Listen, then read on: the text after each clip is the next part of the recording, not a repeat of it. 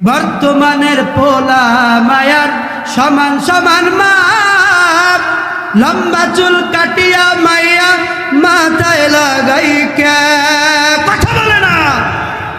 বর্তমানের পোলা মায়ার সমান সমান মাপ, লম্বা চুল কাটিয়া মাইয়া মাথায় লাগাই কে।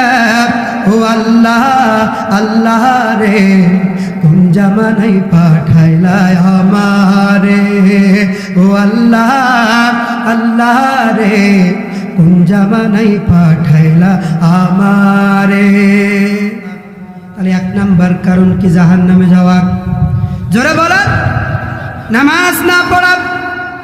দুই নাম্বার কারণ তারা উল্লেখ করবে ওয়ালাম নাকুনু নুতঈমুল মিসকিন।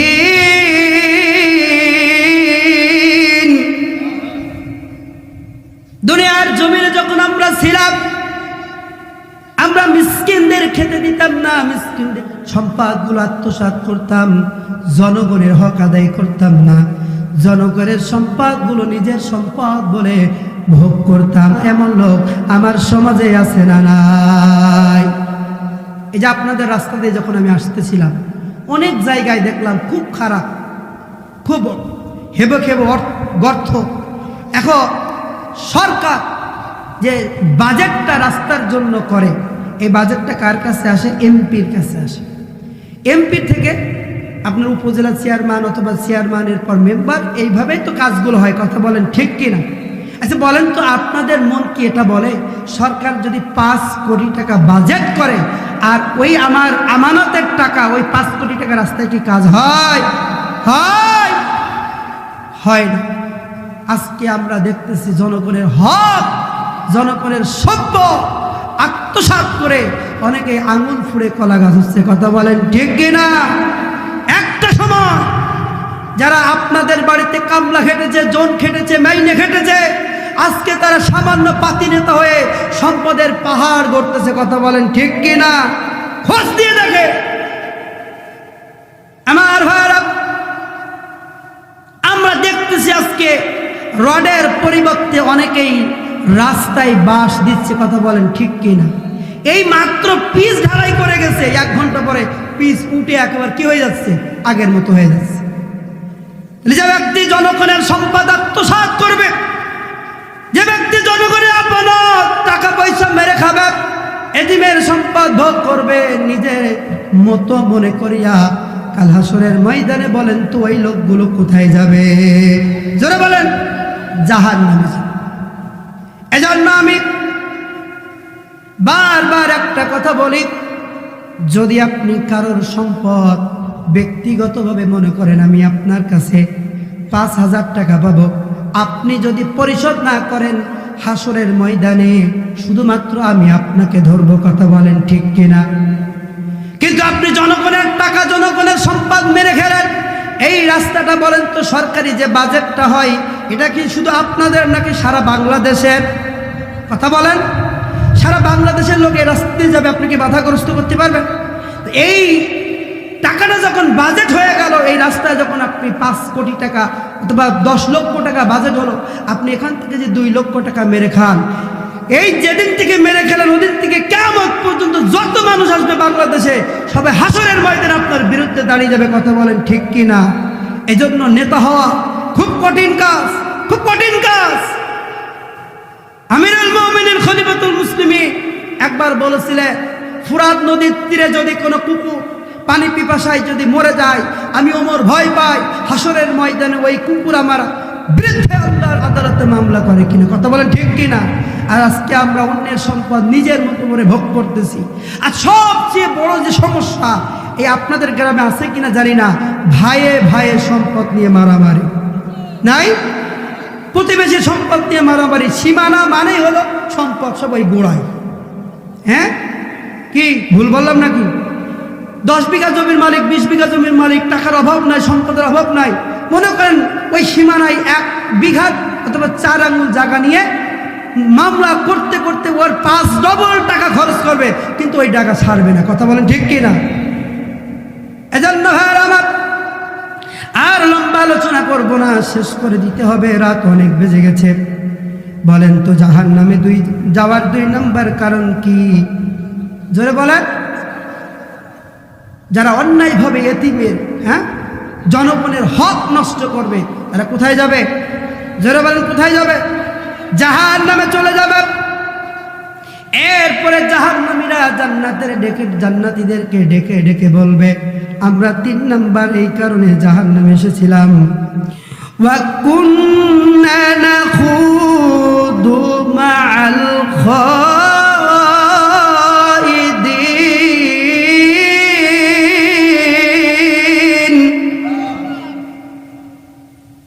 আমরা যখন দুনিয়ার জমিনে ছিলাম, যখন চায়ের দোকানে বসতাম, একটা কাজ আমরা বেশি বেশি করতাম, আমরা যারা সমালোচনা করত তাদের সাথে মিশে মিশে আমরাও সমালোচনা করতাম, আমরা গীবত করতাম। আর এটা সবচেয়ে বাংলাদেশে কোন জায়গায় হয় বলেন তো? চায়ের দোকানে। সব একজন প্রেসিডেন্ট, ওখানে গেলে আপনি বুঝবেন রাজনীতি কারে বলে, অর্থনীতি কারে বলে, সমাজনীতি কারে বলে। চায়ের দোকানে যিনি চা বিক্রি করে, মনে হয় বাংলাদেশে শেখ হাসিনা সে তিনি বেশি বোঝেন। কথা বলেন ঠিক কিনা? ওখানে বসলেই রাজনীতি কারে বলে আপনি বুঝবেন। আপনার সমাজে, আপনার রাষ্ট্রে, আপনার পরিবারে কি হচ্ছে, সব ওখানে সব প্রেসিডেন্ট, উকিল, ব্যারিস্টার বসে আছে। কথা ঠিক কিনা? আমি কি ভুল বললাম? আমার সমাজে এরকম মানুষের অভাব নাই। নিজের পিছনে হাজারো দোষ, হাজারো অন্যায়, ওটা দেখবে না। মসজিদের ইমাম সাহেব একটা ভুল করেছে, এটা নিয়ে মাতামাতি করে না, আছে না নাই? ইমাম সাহেব কাজ করলো কেন? অথচ আপনার পিছনে অনেকগুলো দোষ, এটা আপনি কখনো দেখেন না। এটাই হলো সমাজের বাস্তবতা।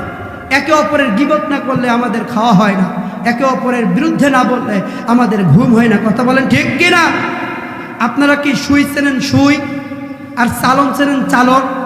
এটা তো আপনাদের সাতক্ষীরা মানুষের খুব ভালো করে চেনা দরকার।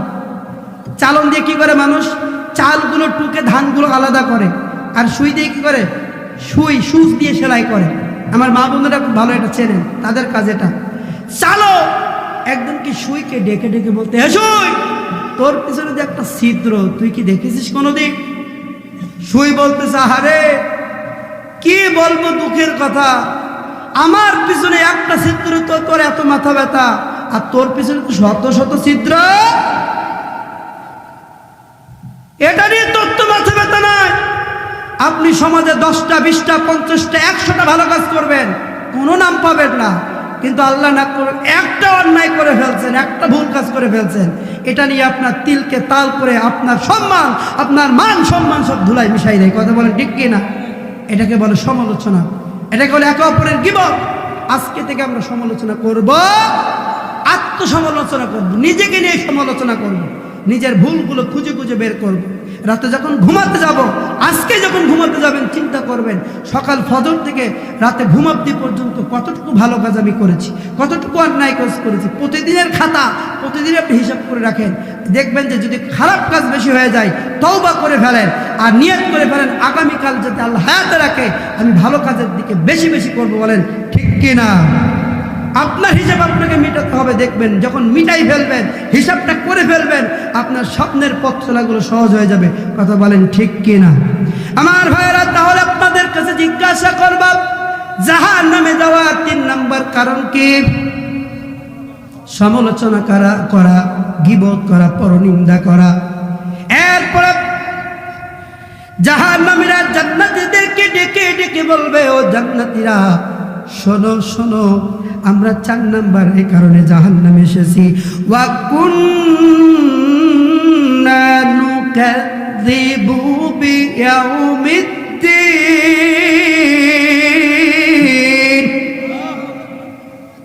যখন দুনিয়ার জমিনে আমরা ছিলাম, আমরা আখিরাতকে বিশ্বাস করতাম না, পরকালকে বিশ্বাস করতাম না। আমরা বলতাম খাও দাও ফুর্তি করো, দুনিয়াটা মস্ত বড়। এই রকম লোক আমার সমাজে আছে না নাই? আল্লাহ নবী, বিশ্ব নবী, রাহমাতুল লিল আলামিন নবী যখন ইসলামের দাওয়াত নিয়ে কাফেরদের কাছে চলে গেলেন, ডাক দিয়ে বললেন, লা ইলাহা ইল্লাল্লাহ ফাদাখালাল জান্নাহ। যে ব্যক্তি বলবে লা ইলাহা ইল্লাল্লাহ, সে আল্লাহর জান্নাতে চলে যাবে। কাফেরেরা ডেকে ডেকে বলল, হে মুহাম্মদ, আয় তুমি যে জান্নাতের কথা বলতেছো, এই জান্নাত কি আমরা দুনিয়ায় পাবো নাকি? বলে আল্লাহর নবী বলে, না, তোমরা জান্নাত পাবা দুনিয়ায় না, মৃত্যুর পরে। কখন? মৃত্যুর পরে তোমরা জান্নাত পাবা, আরাম আয়েশে থাকবা। তারা ডাক দিয়ে বলে, ও মুহাম্মদ, মৃত্যুর পরে কি আবার জগৎ আছে নাকি? আমরা খাবো, মরে যাব, পচে যাব, আমাদের মাটির সাথে মিশিয়ে ফেলা হবে, মৃত্যুর পরে তো আমাদের কোনো হিসাব নিকাশ হবে না। তারা বলতো, নগদে যা পাও হাত পেতে নাও, বাকির খাতা শূন্যতা। দূরের আওয়াজ কিলাপ শুনে মাঝখানে যে বিজয় ফাঁক। হে মুহাম্মদ সাল্লাল্লাহু আলাইহি ওয়াসাল্লাম, তুমি যে জান্নাতের কথা বলতেছো, এটা তো বহু দূরে। তুমি কি চাও এই নারী, বাড়ি, গাড়ি এগুলো এখন ছেড়ে দিয়ে তোমার কথা মতো ওই জান্নাতের আশায় আমরা এগুলো ওই ভোগবিলাস ছেড়ে দিব? সম্ভব না। আচ্ছা বলেন তো, আপনাদের কাছে আমার একটা প্রশ্ন, ইমানদার মুসলমানরা যে কাজ করেন, এ দুনিয়ার জমিনে ফল পাওয়ার জন্য নাকি আখিরাতে জান্নাত পাওয়ার জন্য? আপনাদের কাছে আমার একটা প্রশ্ন, আপনারা প্রতিদিন যারা নামাজ পড়েন, এই নামাজের বেনিফিট যেটা আল্লাহ দেবেন, এটা দুনিয়ায় দেবেন না আখিরাতে দেবেন? আপনারা যে সারাদিন কষ্ট করে না খেয়ে রোজা রাখেন, কত হুকুম পালন করেন, এই রোজাদারের পুরস্কার আল্লাহ জান্নাতে দেবেন না দুনিয়ায় দেবেন?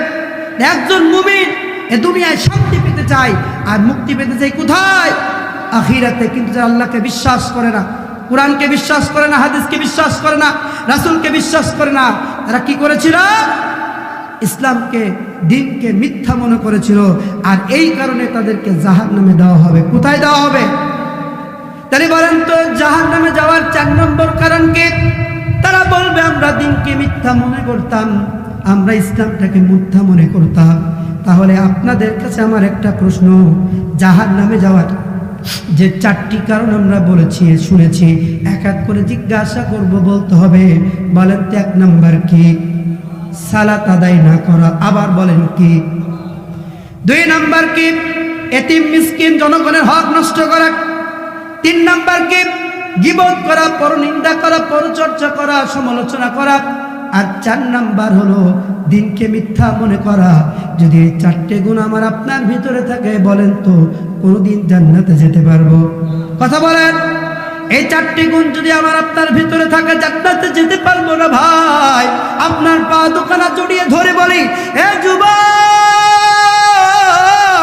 তুমি যদি বলো হুজুর আপনি আমার পা দুখানা যদি জড়িয়ে ধরে বলেন আমি আর জীবনে নামাজ ছাড়বো না, যুবক আল্লাহর কসম করে বলি, তোমার পা দুখানা এগিয়ে দাও, আমি তোমার পা দুখানা ধরে বলে যাই, তুমি আর জীবনে নামাজ ছেড়ো না, আর অন্যায় করো না, ফালতু মেয়ের পিছনে ঘুরো না, এসব জাতীয় দ্রব্য, ইয়াবা, ফেন্সিডিল, গাঁজা, মদ খেও না। এগুলো তোমাকে কোনোদিন মুক্তি দিতে পারে না। কথা বলেন ঠিক কিনা? তাহলে এই 4টি গুণ যার ভিতরে থাকবে, সর্বশেষ আল্লাহ বলেন, হাত্তা আতানাল ইয়াকিন,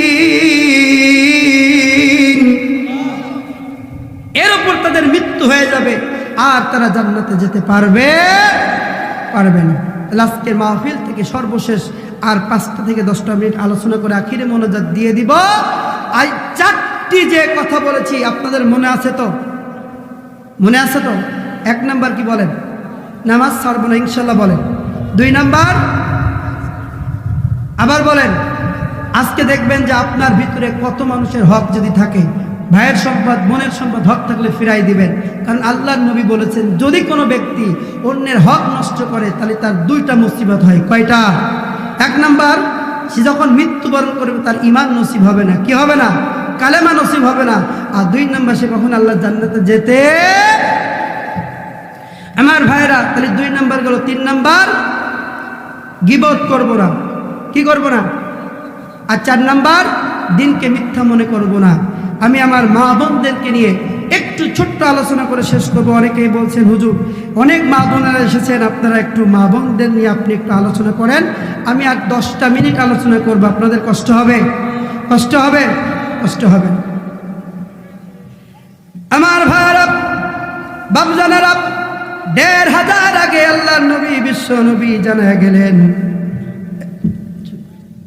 10টা মিনিট আলোচনা করুন। কষ্ট হচ্ছে? আমরা এখন বাজে হলো 12টা 37। একটার ভিতরে ইনশাআল্লাহ ক্লোজ করে দেব। আমি বারবার করে বলেছিলাম আমাকে চেষ্টা করবেন 10টা থেকে 10:30টার ভিতরে ওঠানোর জন্য, কিন্তু আমাকে সেই 11টায় উঠানো হয়েছে। যদি আপনারা যেহেতু আলোচনা যদি একটু, আমি চাই না, কারণ আমি যত রাত করবো আপনারা আলোচনা শুনবেন, কিন্তু আলোচনা শোনার চেয়ে ফজরের নামাজ পড়া বেশি গুরুত্ব। কথা বলেন ঠিক কিনা? সারা রাত আলোচনা শুনলেন, ফজরের নামাজ পড়লেন না, এই দায়ভার আমি নিতে পারবো? একটার ভিতরে ইনশাআল্লাহ ক্লোজ করে দেবো। এর ভিতরে যদি বলেন আপনাদের কষ্ট হচ্ছে, আমি এখন আখিরি মোনাজাত দিয়ে দেই। কষ্ট হচ্ছে? নারীদের সম্পর্কে, মা বোনদের সম্পর্কে একটু কথা বলেই আমি শেষ করে দেবো ইনশাআল্লাহ। আল্লাহ নবী, বিশ্ব নবী রাহমাতুল লিল আলামিন নবী বলেন, এমন একটা জামানা আসবে, এমন একটা সময় আসবে, যে সময়ে মা বোনেরা ইহুদি নারীদের স্বভাবটা অনুসরণ করবে। কাদের স্বভাব? ইহুদি নারীদের স্বভাব। আল্লাহ নবী, বিশ্ব নবী রাহমাতুল লিল আলামিন নবী যখন মিরাজে গিয়েছিলেন, তখন অধিকাংশ নারীদেরকে জাহান্নামে দেখে এসেছিলেন। আল্লাহ নবী জিজ্ঞাসা করলেন, ইয়া আখি জিবরিল, হে ভাই জিব্রাইল, এত মহিলারা কেন জাহান্নামে চলে এসেছে? এরা কারা? জিব্রাইল আলাইহিস সালাতু ওয়াস সালাম বললেন, ইয়া রাসূলুল্লাহ, ইয়া হাবিবাল্লাহ, এরা হলো আপনার উম্মতি, কিন্তু দুনিয়ার জমিনে এরা পর্দা করতো না। কি করতো না? এলোমেলো চলতো, কাপড় গায়ে থাকতো না, বেপরদায় চলতো। বলেন তো আমার সমাজে এমন মা বোনেরা আছে না নাই? যারা বলেন, ও আল্লাহ, আল্লাহ রে, কোন জামানাই পাঠায় লায়া মারে। ও আল্লাহ, আল্লাহ রে, কোন জামানাই পাঠায় লায়া মারে। ও আল্লাহ, আল্লাহ রে, কোন জামানাই পাঠাইলা আমারে।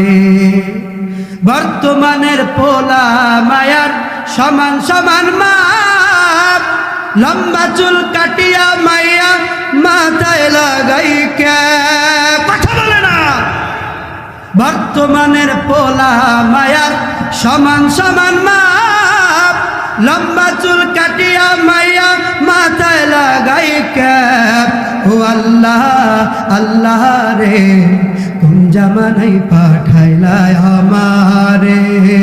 ও আল্লাহ, আল্লাহ রে, কোন জামানাই পাঠাইলা আমারে।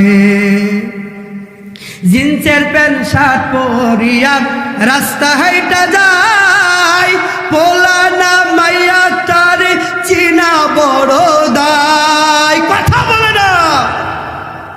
জিন্সের প্যান্ট শার্ট পরিয়া রাস্তা হাইটা যায়, পোলা না মাইয়া তারে চিনা বড় দায়। ও আল্লাহ, আল্লাহ রে, কোন জামানাই পাঠাইলা আমারে। ও আল্লাহ, আল্লাহ রে, কোন জামানাই পাঠাইলা আমারে। হিন্দি গানের টান মারিয়া রাস্তা হাইটা যায়, ও কারো কারো কারো কারো কারো কারো সুরে আবার বুকটা ফাইটা যায়। হিন্দি গানের টান মারিয়া রাস্তা হাইটা যায়, কারো কারো সুরে আবার বুকটা ফাইটা যায়। ও আল্লাহ, আল্লাহ রে, কোন দুনিয়ায় পাঠাইলা আমারে।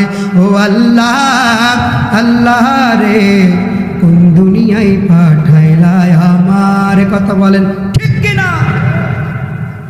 আল্লাহ নবী ডাক দিয়ে বললেন, ইহুদি নারীদের 7টি স্বভাব আছে। এমন একটা জামানা আসবে, এমন একটা সময় আসবে, যে সময়ের মানুষ, মহিলাগুলো এই 7টি স্বভাবকে অনুকরণ করবে। যদি কোনো মহিলা ইহুদের এই 7টি স্বভাব অনুকরণ করে, তাহলে তারা জাহান্নামে যাবে। কোথায় যাবে? আজকে আমরা হাদিস থেকে দেখব এই 7টি স্বভাব আমাদের মা বোনদের আছে কিনা।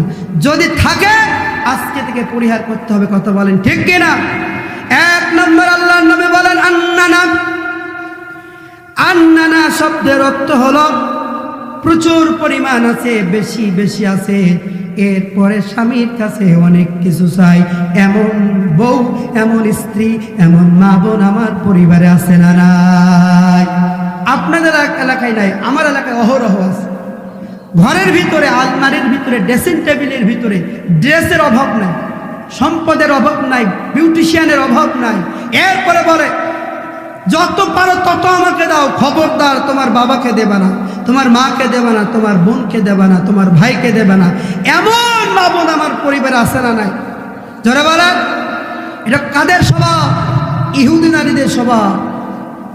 আল্লাহর নবী বলেন, ও মা বোনেরা শুনে রাখেন, দিলের কাল লাগাইয়া আল্লাহর নবী বলেন, কোন স্ত্রী যদি তার স্বামীর হায়াতকে বৃদ্ধি করতে চায়, সে যেন তার শ্বশুর বাড়ির লোকের সাথে ভালো সম্পর্ক স্থাপন করে। আল্লাহু আকবার।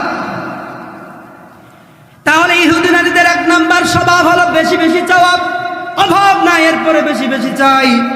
2 নাম্বার আল্লাহর নবী বলেন মান্নানা।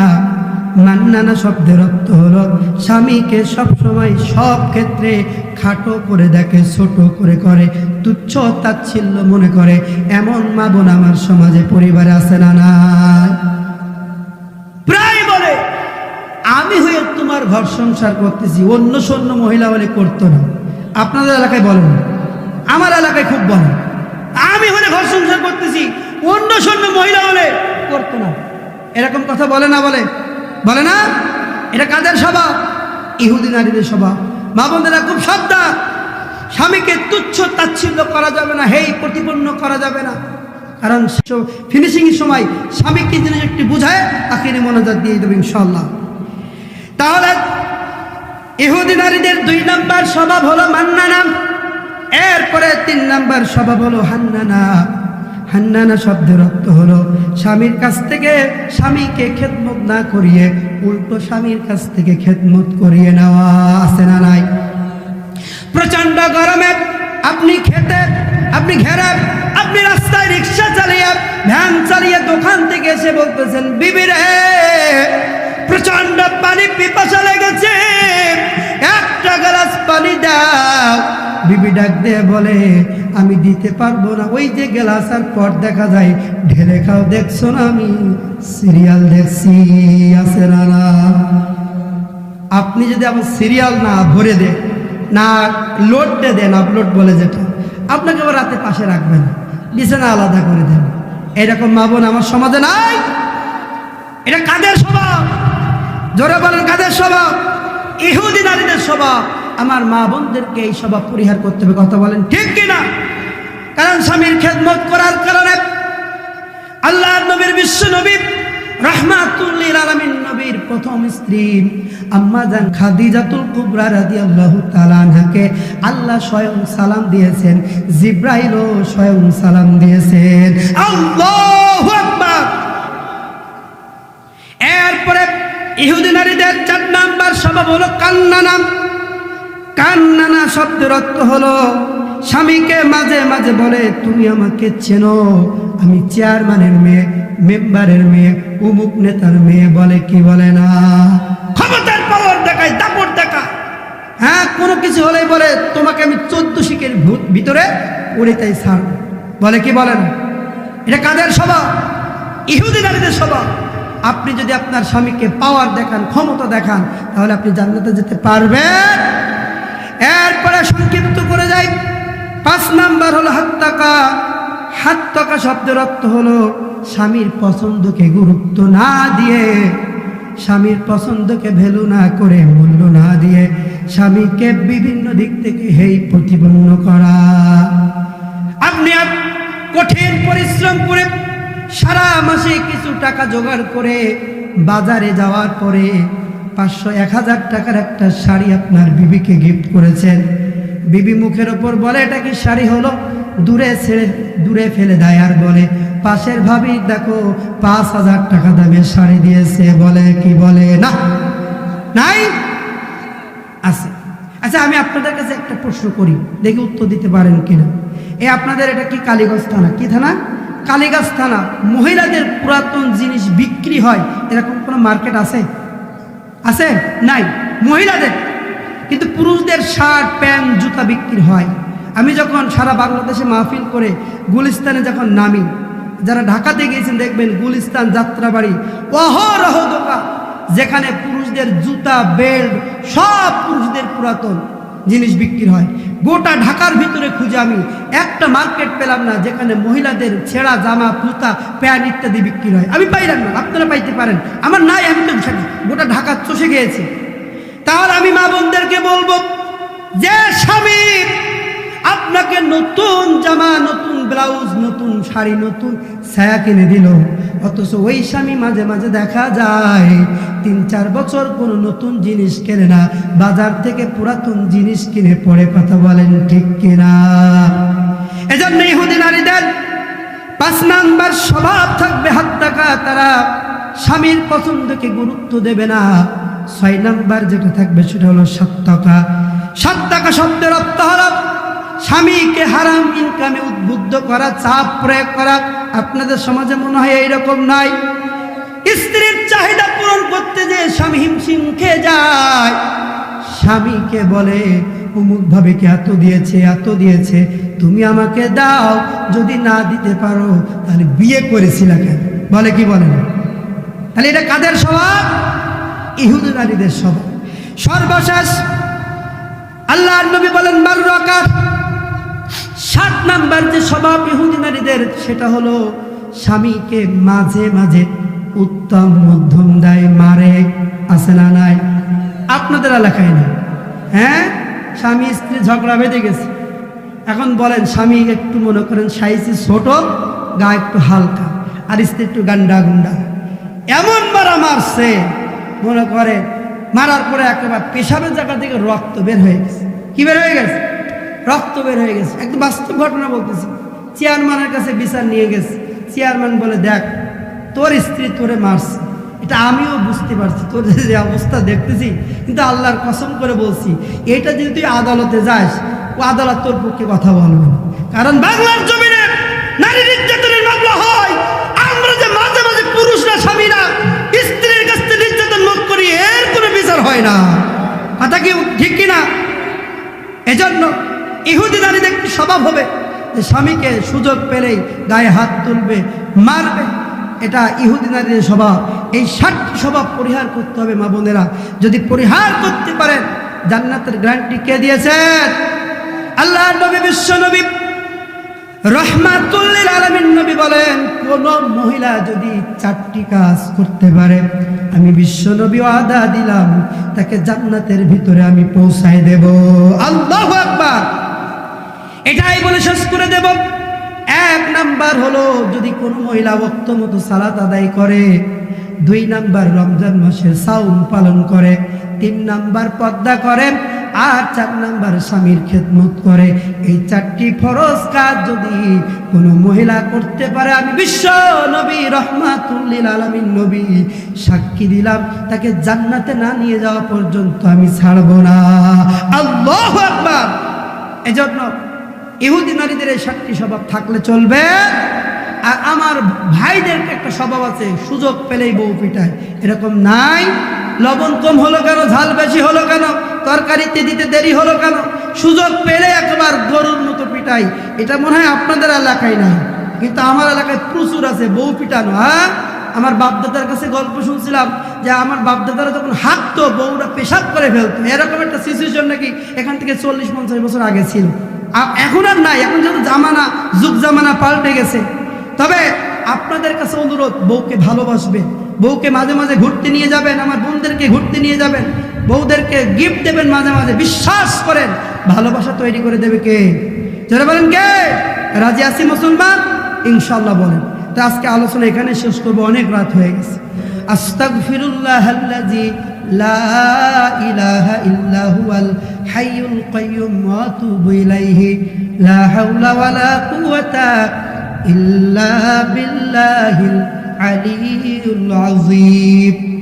প্রিয় ভাইরা আমার, আমাদের আপনজনের ভিতরে অনেকের আব্বা নাই, আম্মা নাই, এতিম করে চলে গেছে। অনেকের বিবি নাই, সন্তান নাই, এতিম করে আমাদেরকে দুনিয়ার ভিতরে রেখে চলে গেছে। কষ্ট, কত কষ্ট। যে বাবা সন্তানের লাশটা কাঁধে করে নেয়, পৃথিবীর চেয়ে এটা বেশি ভারী, কথা বলেন ঠিক কি?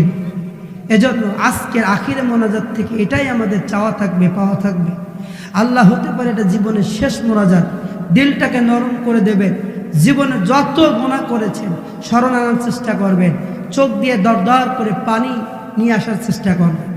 কারণ আপনার কান্নার রোল, কান্নার ভান করতে হবে। অনেকেই বলবেন হুজুর কান্না তো আসে না, আসবে কি করে? আমি আপনি যখন একটা গুনাহ করে ফেলি আমার অন্তরে একটা দাগ পড়ে যায়, তওবা না করলে, ক্ষমা না চাইলে ওই দাগটা থেকে যায়, তওবা করলে আল্লাহ মিটিয়ে দেয়। আবার যদি আবার একটা গুনাহ করি, এভাবে গুনাহ করতে করতে করতে আমাদের অন্তরটা কালো কুচকুচি হয়ে গেছে, পাথরের মতো শক্ত হয়ে গেছে। ইসলামের কথা ভালো লাগে না, দিনের কথা ভালো লাগে না, কোরআনের কথা ভালো লাগে না, ভালো লাগে নাস্তিকদের কথা, ভালো লাগে গান, ভালো লাগে যাত্রা, ভালো লাগে সিনেমা, ভালো লাগে নায়ক গায়িকাদের কথা। বলেন ঠিক কিনা? এগুলো অন্তর থেকে মুছে ফেলতে হবে।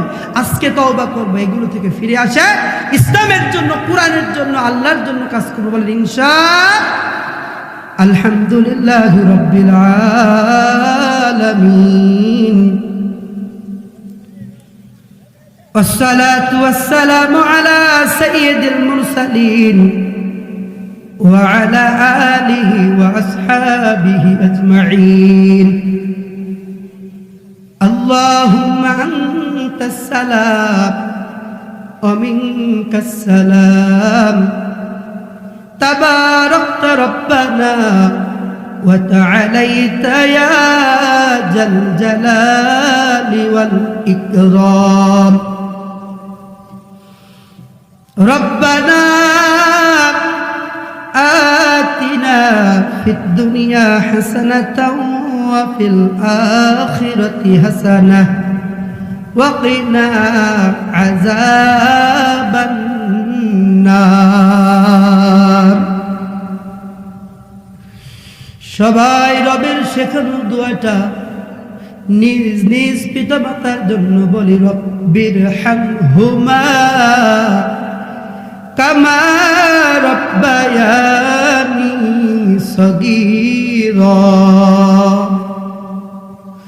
আল্লাহুম্মা ইন্নী জাআলনি ফি আইনি সগীরা ওয়া ফি আয়ুনিন নাসি কাবীরা। আল্লাহুম্মা ইন্নাকা আফুন তুহিব্বুল আফওয়া ফা'ফু আন্নী ইয়া আরহামার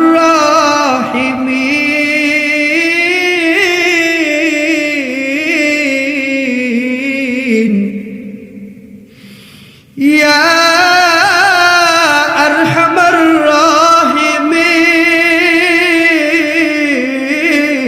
রাহিমিন, ইয়া আরহামার রাহিমিন। মহিয়ান গরিয়ান সর্বশক্তিমান, ইয়া হাইয়ুন ইয়া কাইয়ুম, ইয়া রহমান ইয়া রহিম, ইয়া গফফার ইয়া সত্তার, ইয়া আল্লাহ। একটু জবানটা ছেড়ে রবকে ডাকি, ইয়া আল্লাহ। কণ্ঠটা ছেড়ে অন্তর থেকে, দিল থেকে ডাকি, বলি ইয়া আল্লাহ, ইয়া আল্লাহ।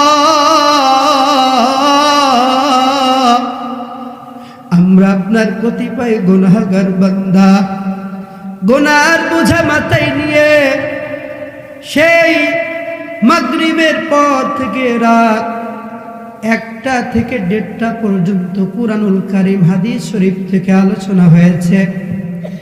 রব্বুল আলামিন যত আমল করেছি ভুল ত্রুটিগুলো ক্ষমা করিয়া দিয়ে আপনার আলিশান দরবারে কবুল ও মঞ্জুর করিয়া নেন।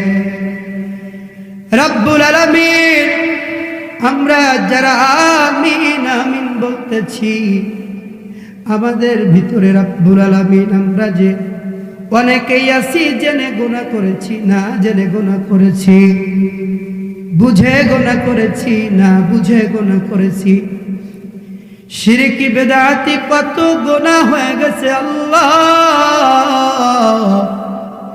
কেউ জানে না, কেউ দেখে না। আমাদের গুনার খবর যদি আমাদের প্রতিবেশী জানতো, গ্রাম থেকে বের করে দিত। আমাদের গুনার খবর আমাদের বাবা মা যদি জানতো, সন্তান হিসেবে পরিচয় দিত না। আমাদের গুনার খবর যদি আমাদের সন্তানেরা জানতো, বাবা হিসেবে পরিচয় দিত না। আমাদের গুনার খবর যদি আমাদের বিবিরা জানতো, স্বামী হিসেবে পরিচয় দিত না। যদি আমাদের গুনার খবর আমার ভাইরা জানতো, ভাই হিসেবে পরিচয় দিত না, হাঁটু ভাঙার হুমকি দিত। যদি আমাদের গুনার খবর আমাদের প্রতিবেশীরা জানতো, গ্রাম থেকে কুকুরের মতো দূর দূর করে তাড়িয়ে দিত। মালিক কেউ জানে না, কেউ দেখে না, কিন্তু আপনার চক্ষু তো ফাঁকে দিতে পারি নাই। রব্বুল আলামিন যেভাবে গোপন রেখেছেন গুনাহগুলো, গোপনে গোপনে আপনি আমাদের সকলের গুনাহ খাতাগুলো মাফ করিয়া দেন। আয় আল্লাহ তাআলা, জানি না আজকে মাহফিলে আমার মতো কে মা হারা, আয় আল্লাহ তাআলা কে বাবা হারা, আয় আল্লাহ তাআলা ইয়াতীম বাবাকে হারিয়া মাকে হারাইয়া চোখের পানি ছেড়ে ছেড়ে কাঁদছে আর বলছে জীবনে কত জিনিস পাইব, কিন্তু বাবাকে আর পাইব না, মাকে আর পাইব না। সন্তানকে বাবা কত ভালোবাসত, এমন কত ঈদ চলে গেছে, বাবা পুরাতন জামা পড়েছে, নতুন জামা পরে নাই, কিন্তু ছোট্ট সন্তানকে ঈদের যাওয়ার সময় কোনোদিন পুরাতন জামা গায়ে দিয়ে নিয়ে যায় না। বাবা সন্তানকে বলছে ও বাবা, সন্তান বাবাকে বলছে বাবা, আমার বন্ধুদের সবাই নতুন জামা তার বাবারা কিনে দিয়েছে, তুমি কি আমাকে নতুন জামা কিনে দিবা না? বাবা বলে আমার পকেটে টাকা নাই। আমি আপনি কান্না শুরু করে দিয়েছি, না না, যদি নতুন জামা না দাও ঈদের ময়দানে যাব না। বাবার পকেটে টাকা নাই, হাতটা ধরিয়া বাজারে গেছে, দোকানদারকে বলছে ভাই আমার জন্য কিছু লাগবে না, আমার সন্তানের একটা নতুন ড্রেস কিনে দেন, নতুন ড্রেস দেন, বাকিতে দেন, আমি পরে টাকা শোধ করে দিব। রব্বুল আলামিন চাইতে দেরি হয়েছে, পাইতে দেরি হয় নাই। এমন বাবা অনেকের অন্ধকার কবরে, অনেকের মা অন্ধকার কবরে, ওই কবর দিকে মা বাবা সন্তানকে লক্ষ্য করে ডাক দেয়, ওরে সন্তান, বিবি নিয়ে বাচ্চা নিয়ে আরামের ঘুম ঘুমাও, অথচ আমাদের জন্য কিছু দোয়া করতে মনে চায় না। কত কষ্টে কবরের ভিতরে আছি। আজকে তাফসীরুল কুরআন মাহফিল থেকে আল্লাহ আপনার কাছে আসছি, তো বাবা হারা মা হারা ইয়াতীম চোখের পানি ফেলে ফেলে কাঁদতেছে। আপনি বাবা মার জীবনের সকল গুনাহগুলো মাফ করিয়া দেন, জান্নাতুল ফেরদাউসের সাথে বাবা মার কবরখানা যোগাযোগ করিয়া দেন, সংকীর্ণ কবরখানা প্রশস্ত করিয়া দেন। আয় আল্লাহ তাআলা, যাদের পিতামাতা জীবিত আছে হায়াতে তয়্যিবা দান করেন, আমরা সন্তান হিসেবে পিতামাতার খেদমত করতে পারি এই তৌফিক দান করেন আল্লাহ। আমাদের নিকটাত্মীয় স্বজনের ভিতরে অনেকের দাদা দাদি নানা নানি শ্বশুর শাশুড়ি ভাই বন্ধু বান্ধব অনেকের অন্ধকার কবরে, আয় আল্লাহ তাআলা মাফ করে দেন, জান্নাতুল ফিরদাউসের ফয়সালা করে দেন আল্লাহ।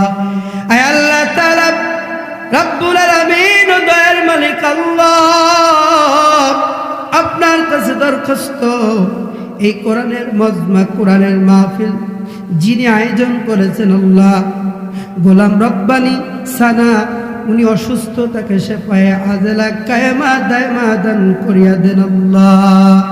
আয় আল্লাহ তাআলা খাস করে আপনার কাছে দরখাস্ত, আয় আল্লাহ তাআলা এক বোনের জন্য দোয়া চাওয়া হয়েছে, হার্টের ভিতরে লিক ধরা পড়েছে, তাকে আপনি শেফায়ে আজেলা কায়েমা দায়মা দান করিয়া দেন আল্লাহ।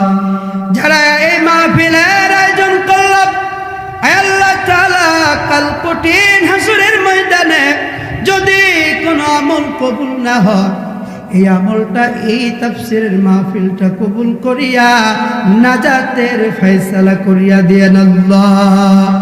আয় আল্লাহ তাআলা খাস করে আপনার কাছে দরখাস্ত, আমরা যারা আমিন আমিন বলতেছি, আপনি আমাদের জীবনের গুনাহগুলো মাফ করিয়া দেন, আমাদের বিবিদেরকে কঠিন পর্দার ভিতরে রাখতে পারি এই তৌফিক দান করিয়া দেন, আমাদের সন্তানগুলোকে দ্বীনি শিক্ষা, ইসলামী শিক্ষায় শিক্ষিত করতে পারি তৌফিক দান করিয়া দেন।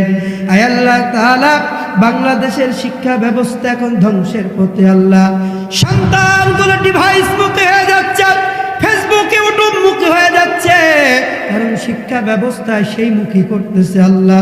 এমন শিক্ষা আমরা চাই না। এখন অধিকাংশ সন্তানেরা বাবা মার কথা শোনে না, শিক্ষকের কথা শোনে না, গুরুজনের কথা শোনে না আল্লাহ। আমাদের এই বাংলার জমিনের শিক্ষা ব্যবস্থাকে ইসলামী শিক্ষায় পরিণত করে দেন আল্লাহ। আল্লাহ তাআলা রব্বুল আলামিন, আপনার কাছে দরখাস্ত, আমাদের সন্তানগুলোকে নামাজিওয়ালা সন্তান বানায় দেন। আয় আল্লাহ তাআলা আমরা যারা আমিন আমিন বলতেছি, আমাদের জীবনের গুনাহ মাফ করিয়া দেন। আয় আল্লাহ তাআলা আপনার কাছে দরখাস্ত, ফিলিস্তিনের মা বোনদেরকে আপনি হেফাজত করেন আল্লাহ। উপর থেকে ইসরায়েলিরা, ওই কাফের বেদুনি, ওই ইহুদিরা গ্রেনেড ফেলতেছে, দেখে অন্তরটা থর থর করে কেঁপে উঠেছে। আল্লাহ, ওই ইহুদিদেরকে আপনি ধ্বংস করিয়া দেন, কারণ আপনার হাবিব তাদের জন্য হেদায়েতের দোয়া করে নাই, আমরাও হেদায়েতের দোয়া করব না। আপনি ফিলিস্তিনের মা বোনদেরকে আপনি হেফাজত করেন আল্লাহ। বাংলাদেশে যেহেতু আলেম ওলামা আছে, একই সাথে মিলে মিশে আয় আল্লাহ কোরআনের হক কথা, কোরআন সুন্নাহ ভিত্তিক কথা বলতে পারে এই তৌফিক দান করিয়া দেন। কারণ বাংলাদেশে এখন দেখা যাচ্ছে আলেমে আলেমে বিভেদ হয়ে যাচ্ছে, যাদের কোনো কোরআন হাদিসের জ্ঞান নাই, আউল ফাউল যারা যারা হক কথা বলে কোরআন থেকে, তাদের বিরুদ্ধে এখন মামলা দেওয়ার হুমকি দিচ্ছে আল্লাহ। আল্লাহ তাআলা বর্তমান দেশে বাংলাদেশের প্রতিদশা একজন আলেম শেখ আহমদুল্লাহকে আপনি কুদরতিভাবে হেফাজত করেন আল্লাহ। যারা সারাটা জীবন আউল ফাউল করে গেল, ভণ্ডামি করে গেল, মাজারে সিজদা করে গেল, যারা আল্লাহ তাআলা লাপালাপি ঝাপাঝাপি করে জিকিরের নামে ইসলামটাকে কলঙ্ক করলো, তাদের হেদায়েত দান করেন আল্লাহ। তারা যেন ইসলামটাকে আজকে এমনভাবে হাসির খোরাক করে ফেলেছে, প্রকৃত যারা হক দাদা তাদের বিরুদ্ধে তারা অবস্থান করতেছে। রব্বুল আলামিন, আপনার কাছে দরখাস্ত মালিক, আখিরা ফরিয়াদ, এই যে মাহফিলের আয়োজন করেছেন 36তম, আল্লাহ এভাবে যেন কিয়ামত পর্যন্ত আয়োজকেরা আয়োজন করে যেতে পারে এই তৌফিক দান করিয়া দেন। আল্লাহ তাআলা যেদিন হাসরের মাঠ কায়েম হয়ে যাবে, সূর্যটা মাথার এক হাত উপরে থাকবে, সূর্যের তাপে মানুষের মাথার চান্দিগুলো ফেটে টকবক টকবক করে ঘিলুগুলো, মগজগুলো নাক দিয়ে, কান দিয়ে, চোখ দিয়ে বের হয়ে যাবে। মানুষের জিহ্বাটা পানি পিপাসায় ঝুলতে ঝুলতে নাভি পর্যন্ত কুকুরের মতো ঝুলে যাবে। রব্বুল আলামিন, ওই কঠিন মুহূর্তে কেউ কাউকে চিনবে না, বাবা সন্তানকে চিনবে না, সন্তান বাবাকে চিনবে না, মা সন্তানকে চিনবে না, ভাই ভাইকে চিনবে না, স্বামী স্ত্রীকে চিনবে না। ওই কঠিন মুহূর্তে কোনো ছায়া থাকবে না, ওই কঠিন মুহূর্তে আপনি আমাদেরকে আপনার আরশের নিচে ছায়া দান করিয়েন আল্লাহ। আপনার হাবিবের হাত দিয়ে কুদরতি ভাবে আল্লাহ হাউজে কাউসারের পানি পান করায়েন আল্লাহ। আমাদের সকলের তামাম জিন্দেগীর গুনাহগুলো মাফ করে দেন আল্লাহ। তুমি যদি মাফ না করো আল্লাহ বান্দারে, তোমার বান্দা যাবে বলো কার কাছে আল্লাহ, তোমার বান্দা যাবে বলো কার কাছে। সকলেরই দরজা হইতে আল্লাহ ফিরিয়া তোমারি দরজাতে রইলাম পড়িয়া আল্লাহ, তোমারি দরজাতে রইলাম পড়িয়া। তওবা করে আবার তওবা ভাঙ্গিলা,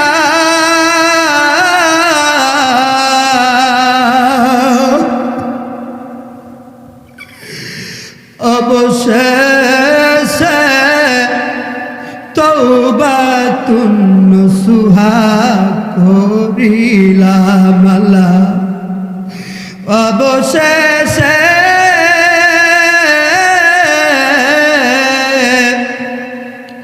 তওবাতুন নসুহা করি। রব্বুল আলামিন, আপনি ছাড়া আমাদের কোনো রব নাই, আমরা ছাড়া আপনার বান্দার অভাব নাই।